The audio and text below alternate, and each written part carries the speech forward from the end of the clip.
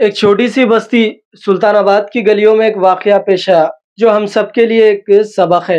एक खानदान जल्दबाजी में गाड़ी का दरवाजा बंद कर बैठा और नन्हा बच्चा अंदर ही कैद हो गया। बाहर सब घबराहट में थे, वालिदैन बेचैन, आंखों में आंसू, और वक्त तेजी से निकलता जा रहा था।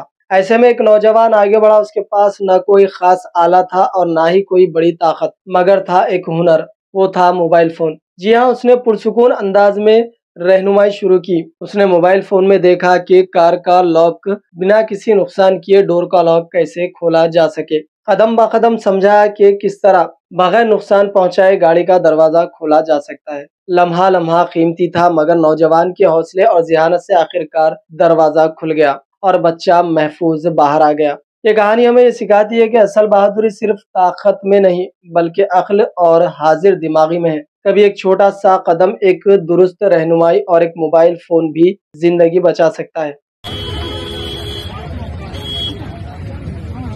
सुपर अच्छे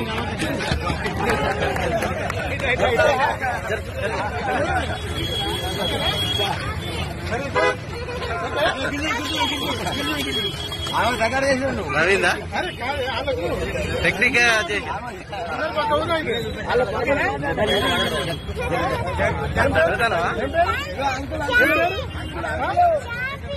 ఇక్కడ అక్కడ అంకులు అంకులు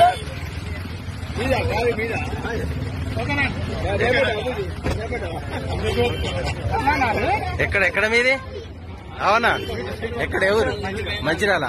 ఏం పేరు? పాప పేరేంది? నీ పేరేందమ్మా? చార్మి. పోతారా?